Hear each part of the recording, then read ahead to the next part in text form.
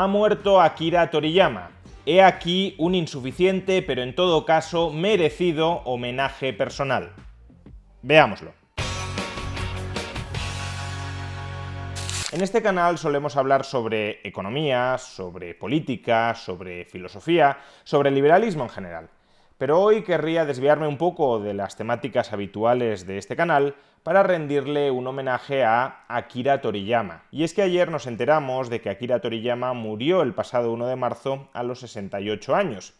Y a nadie que siga habitualmente este canal se le escapará que es un autor cuya obra aprecio especialmente. Y es que si os fijáis en el set de grabación, probablemente muchos ya lo hayáis hecho, observaréis aquí, justamente aquí, una bola del dragón, que hace referencia a la creación más conocida y reconocida de Akira Toriyama. Bola del dragón, bola de drag o de manera más genérica, Dragon Ball. Dragon Ball es probablemente la obra de manga y anime más importante de toda la historia, no porque sea ella la que inicie el género. De hecho, Akira Toriyama tiene otros trabajos previos a Dragon Ball que también son bastante recomendables, por ejemplo, Dr. Slump. Pero Dragon Ball sí marca un antes y un después en la historia de este género, en la historia del manga y del anime japonés. Y lo marca, desde mi punto de vista, fundamentalmente por dos razones. La primera es que Dragon Ball convierte al manga y al anime japonés en un fenómeno verdaderamente internacional. Es verdad que antes de Dragon Ball había habido otros mangas que habían conseguido permear en la cultura occidental, en los lectores y espectadores occidentales. Por ejemplo, Astro Boy, Mazinger Z, Doraemon, Captain Tsubasa o el propio Dr. Slump. Pero ninguno de ellos se convirtió en un fenómeno de masas fuera de Japón. Pongámosle números a esto. Los 42 volúmenes recopilatorios que constituyen toda la serie de Dragon Ball, desde la saga de Pilaf hasta la saga de Majin Buu, han vendido 160 millones de copias dentro de Japón y 100 millones de copias fuera de Japón. Es decir, que casi el 40% de todas las ventas globales del manga de Dragon Ball se producen fuera de Japón. Una media de 2,4 millones de ventas por cada uno de los 42 volúmenes que constituyen este manga. Por poner en perspectiva lo que supone esto, el manga más vendido en números absolutos de toda la historia, al menos hasta el momento, One Piece, al que por cierto hace referencia esta otra figurita de Luffy, ha vendido hasta ahora 523 millones de copias de sus, hasta la fecha, porque todavía no ha terminado, 107 volúmenes recopilatorios. Pues bien, de esos 523 millones de unidades vendidas, solo 100 se han vendido fuera de Japón, es decir, menos del 20% del total y menos de un promedio de 1 millón por volumen recopilatorio. Es decir, que Dragon Ball, mucho antes de que el manga y el anime japonés se convirtiera en un fenómeno global, porque de eso vive y bebe hoy One Piece. Si One Piece ha conseguido vender 100 millones de copias fuera de Japón es porque el manga y el anime japonés hoy ya constituyen un fenómeno global gracias a Dragon Ball. Pues bien, Dragon Ball, cuando nadie había despejado ese camino, ya vendió 100 millones de copias, lo mismo que One Piece hasta la fecha, pero con menos de la mitad de volúmenes, es decir, más que duplicando las ventas medias por volumen. Y en términos relativos, alrededor del 40% de todas las ventas de Dragon Ball fueron fuera de Japón y menos del 20% de todas las ventas de volúmenes recopilatorios del manga de One Piece han sido fuera de Japón. Por tanto, hasta cierto punto cabría decir que Dragon Ball fue un fenómeno tan japonés como global. Dragon Ball, por tanto, fue la serie que globalizó el manga y el anime japonés, el que los popularizó en el resto del mundo y el que ha permitido que hoy el manga y el anime japonés sean vistos y disfrutados por masas de espectadores fuera de Japón. Y la segunda razón por la que Dragon Ball marca un antes y un después en la historia del manga y del anime japonés es que crea un nuevo género en sí mismo. De la misma manera que El Señor de los Anillos de Tolkien crea un nuevo género dentro de la literatura fantástica tolkieniana, Dragon Ball también crea un nuevo género dentro de los mangas shonen, un género que reproduce en gran medida la estructura canónica cuyas bases son sentadas por Dragon Ball. Estamos hablando de series de manga y animación japonesa herederas de Dragon Ball y que son tan importantes como One Piece, como Naruto, como Bleach, como Hunter x Hunter o como Kimetsu no Yaiba. Todas ellas series que reproducen esa estructura canónica cuyas bases sienta Dragon Ball. ¿Y en qué consiste esa estructura canónica? Pues me aventuraría a decir que tiene al menos 10 elementos.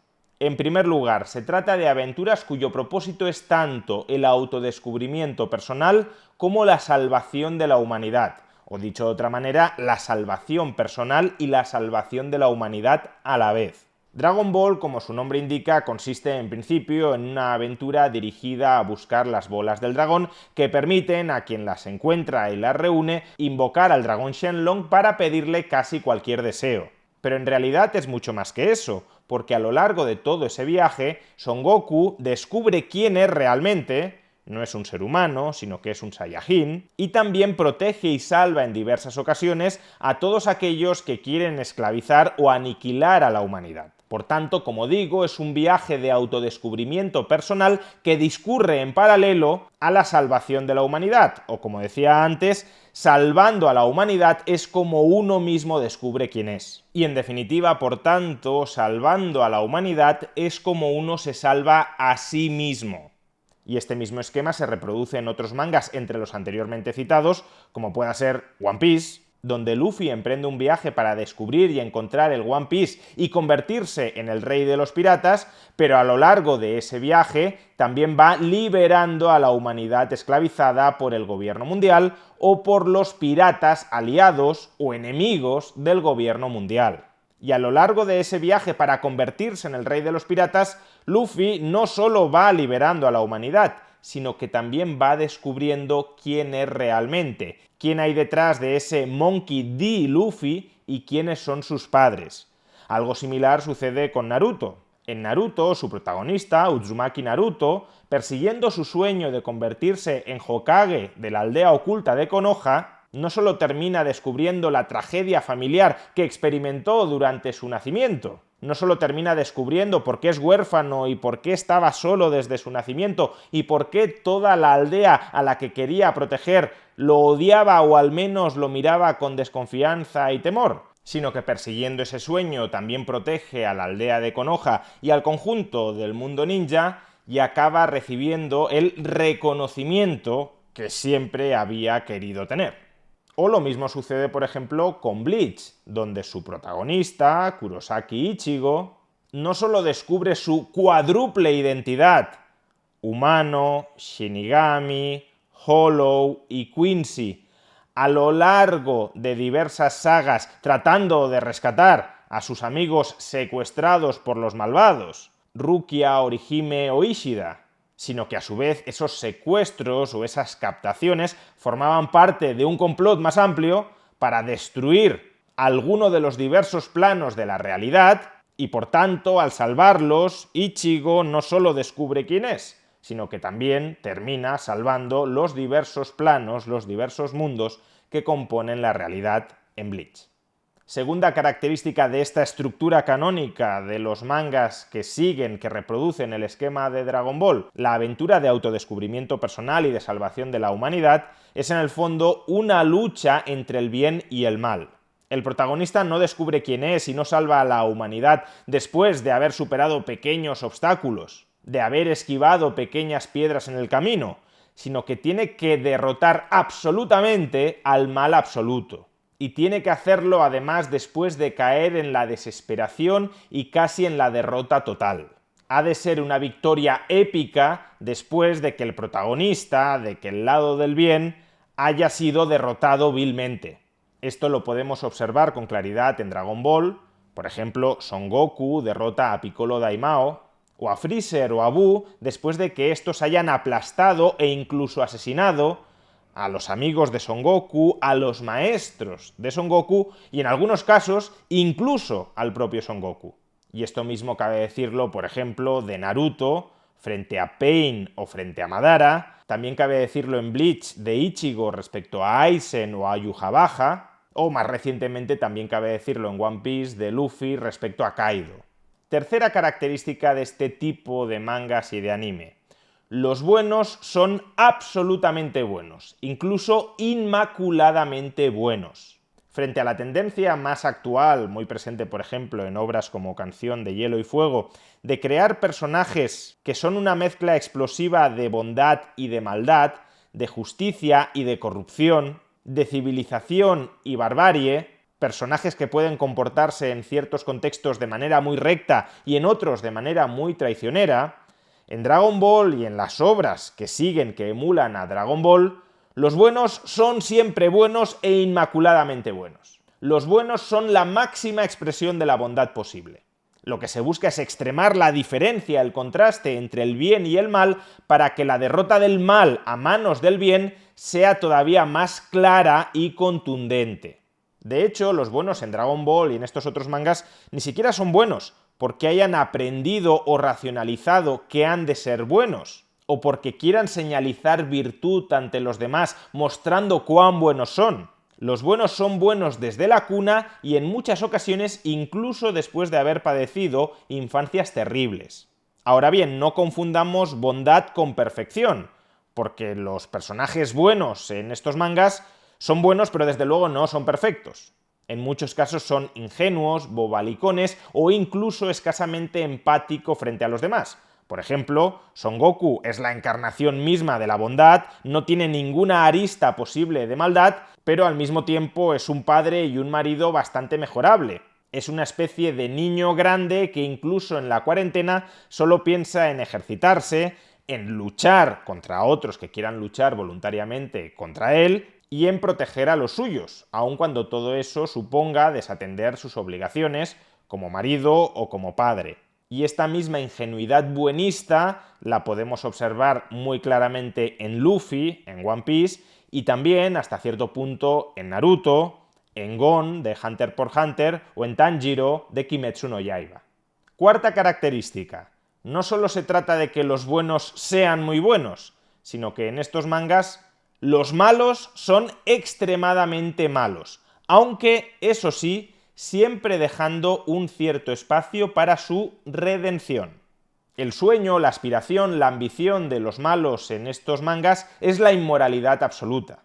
Esclavizar o aniquilar a la humanidad no porque quieran aspirar a fines mayores, no porque esclavizar o aniquilar a la humanidad sea un medio para alcanzar fines superiores, no. Su mismo fin es hacer el mal, es esclavizar o aniquilar a la humanidad por el mero placer egoísta de hacerlo. Pero como digo, y pese a todo lo anterior, pese a encarnar el mal absoluto, los malos en estos mangas suelen tener la opción, y suelen aprovecharla, de redimirse, de volverse buenos o al menos neutrales. Por ejemplo, en Dragon Ball, Piccolo Daimao se redime a través de su hijo, Piccolo Jr., que termina aliándose con Son Goku y convirtiéndose en el maestro, en el tutor de su hijo, de Son Gohan. De la misma manera, Buu se redime de dos maneras. El Buu gordo se redime porque se convierte en bueno, y el Buu malo se redime reencarnándose en Up, que deviene el discípulo de Son Goku. A su vez, el príncipe Vegeta se redime convirtiéndose en el mejor amigo de Son Goku, en su compañero de armas, y también, de alguna manera, nacionalizándose terrícola al conformar una familia con Bulma.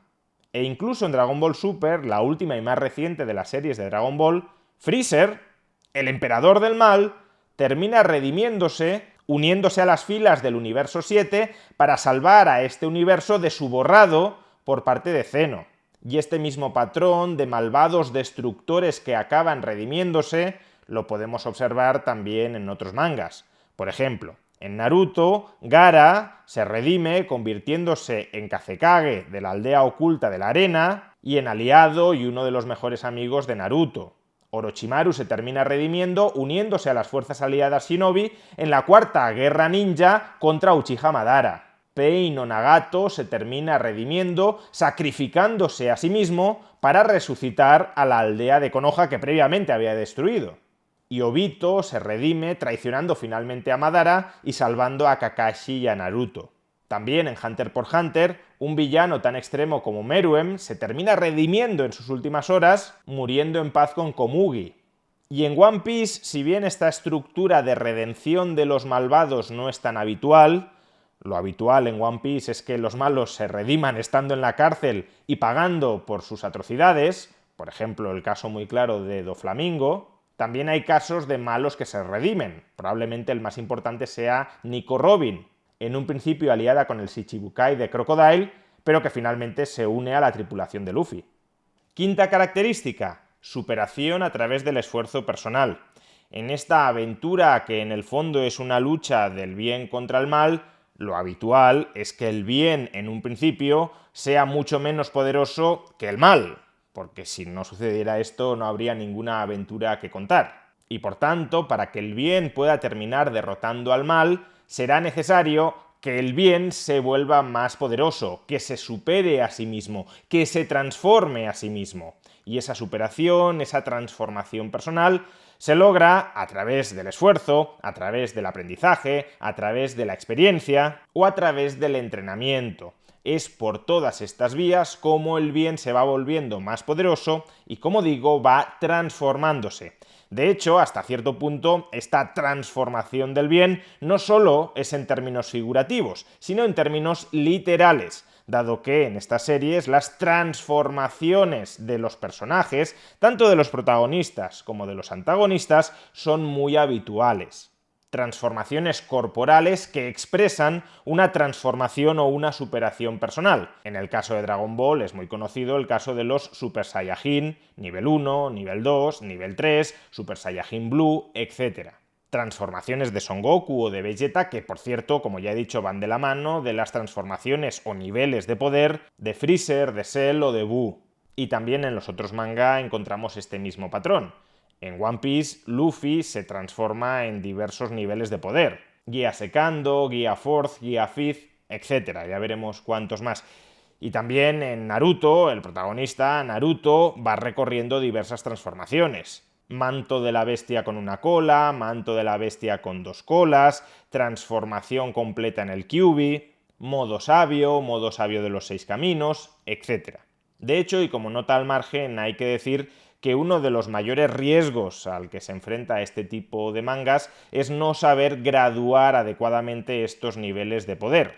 Porque si cada vez vas volviendo a los protagonistas y antagonistas más y más y más y más poderosos, al final argumentalmente se cae en lo inabarcable, en el sinsentido, y por tanto el contenido de la historia termina siendo inenarrable. Sexta característica: la superación no solo se alcanza a través del esfuerzo personal, sino también a través del aprendizaje y el entrenamiento con un maestro. Si alguno de los protagonistas quiere dar un salto cualitativo muy importante, suele ser imprescindible en este tipo de mangas que encuentre a un maestro muy experimentado, muy sabio, muy poderoso, que le transmita su conocimiento y que lo forme. En estas series los ancianos no tienen por qué ser personajes débiles e inservibles, sino al contrario, seres muy poderosos, muy doctos e incluso muy temibles.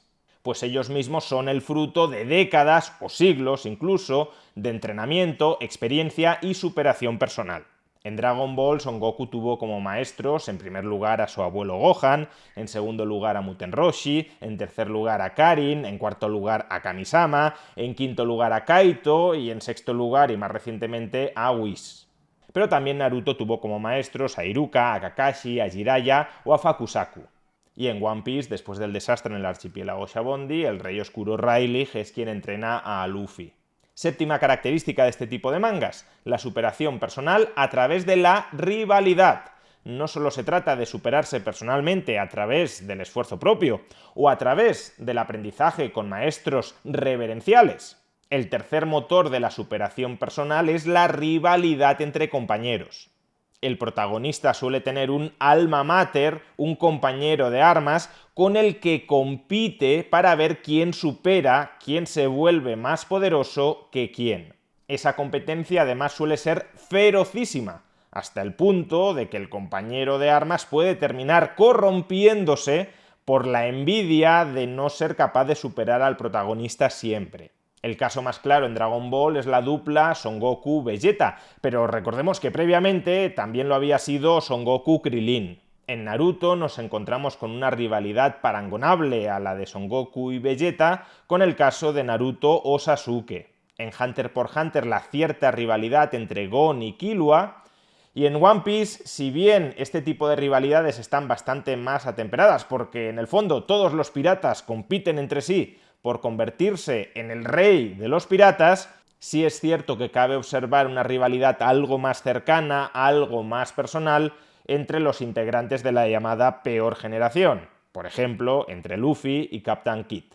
Octava característica canónica de este tipo de mangas: la fraternidad como nexo de unión básico entre los buenos. Que exista rivalidad entre algunos de los buenos no es óbice para que al mismo tiempo haya un fortísimo compañerismo.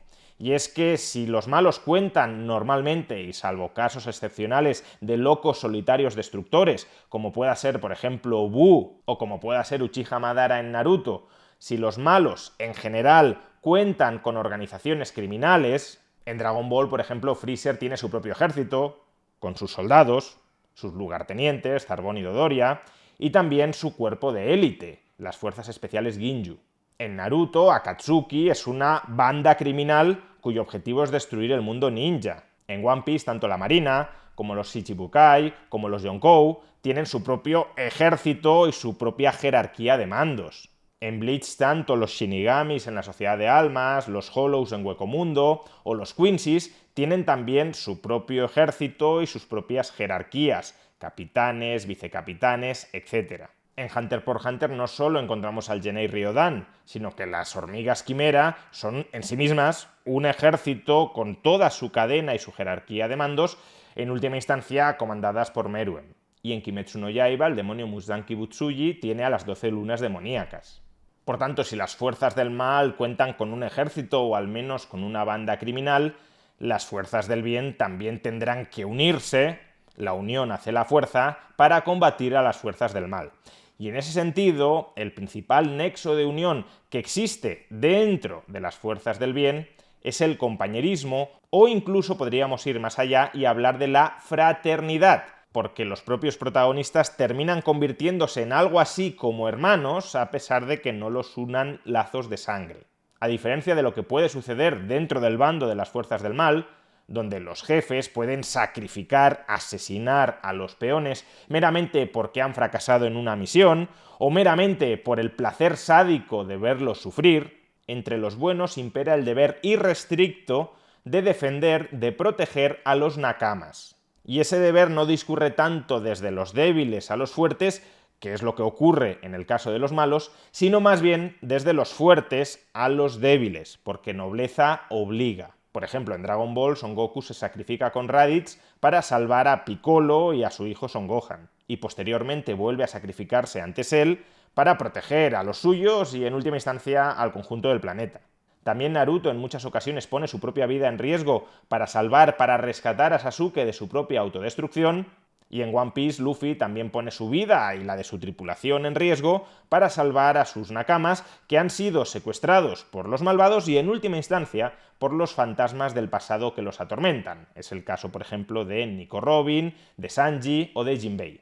Novena característica: la existencia de lo que podríamos llamar armas nucleares con capacidad para la destrucción, pero también la salvación global.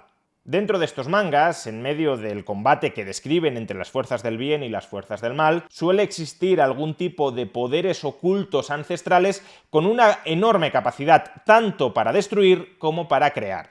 Estas armas nucleares, que actúan dentro de la historia como auténticos deus ex machina, son en sí mismas instrumentos neutrales, son amorales.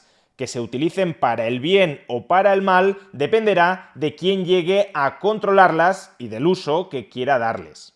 De ahí que dentro de la historia tengan un enorme potencial para desequilibrar la balanza, ya sea en favor del bien o en favor del mal. Y por eso parte de esa aventura dentro de la que se desarrolla la lucha entre el bien y el mal se termina orientando hacia la búsqueda, la captura, el encuentro de esas armas nucleares que tienen el potencial de darle la victoria al bien o de darle la victoria al mal.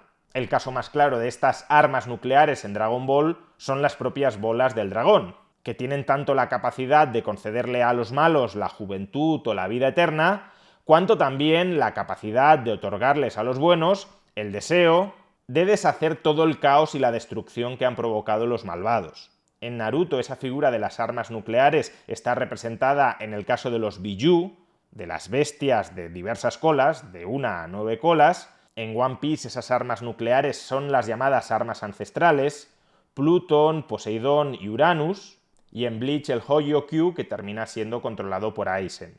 Y la 10ª y última característica que atribuiría a este tipo de mangas que siguen más o menos la estructura canónica de Dragon Ball es el humor en medio incluso de la adversidad y la tragedia. Aunque como hemos visto, estos shonen son aventuras épicas donde uno alcanza la autosalvación a través de la salvación de la humanidad, derrotando a las fuerzas del mal después de haber sido sumido en la desesperación más absoluta, en la derrota casi aplastante, en todos estos mangas también existe una voluntad expresa de mantener siempre la capacidad de humor y de hacer reír en casi cualquier situación. Las notas puntuales de humor, no estoy diciendo que todo el manga sea humorístico ni mucho menos, pero intercalar notas puntuales de humor sirve tanto para mantener el interés y la atención del espectador, sobre todo cuando esas notas se colocan en momentos extemporáneos, no esperados, cuanto también para mostrar que incluso en medio de la adversidad más absoluta, siempre hay margen para sonreír. Además, estas situaciones humorísticas suelen proceder de la ridiculización, de la exageración de algunos de los vicios posibles de la personalidad. De tal manera que el humor también se utiliza indirectamente para criticar estos vicios. Es el caso, por ejemplo, de la gula, un vicio en el que pueden caer Son Goku, Luffy o Naruto. También es el caso de la lujuria, vicio en el que caen, por ejemplo, Muten Roshi en Dragon Ball, o Sanji en One Piece, o Jiraiya en Naruto. O el caso de la ira, o más bien la irascibilidad, que es lo que le sucede, por ejemplo, a Chi-Chi en Dragon Ball, a Nami en One Piece o a Sakura en Naruto. Es verdad que a tenor de todo lo que he descrito, podríamos pensar que estos mangas tienden a caer en un maniqueísmo simplista exagerado. Pero lo cierto es que también sirven para transmitir desde la misma infancia a lectores y espectadores valores tan importantes para vivir una buena vida, como pueden ser la superación personal, el aprendizaje continuado, la honorabilidad, el sentido de justicia, la cultura del esfuerzo, la superioridad del bien frente al mal, la perseverancia, el perdón, el deber de ayudar a los débiles, el respeto hacia los mayores, la entrega desinteresada hacia tus amigos o el rechazo de los vicios de la personalidad.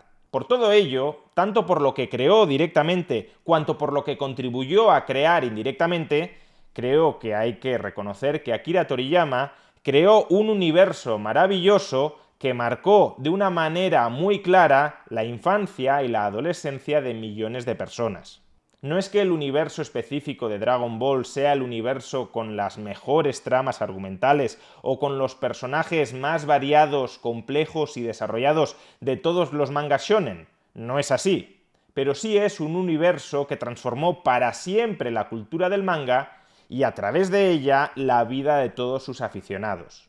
Ese universo, el de Dragon Ball, se cierra definitivamente con la muerte de su autor, de su creador, de su inventor, pero seguirá acompañando durante toda su vida a muchas generaciones presentes y futuras. Descanse en paz, Akira Toriyama, y muchísimas gracias por tantas horas de emoción, de diversión, de alegría, de imaginación, de expectación y, en última instancia, de pasión.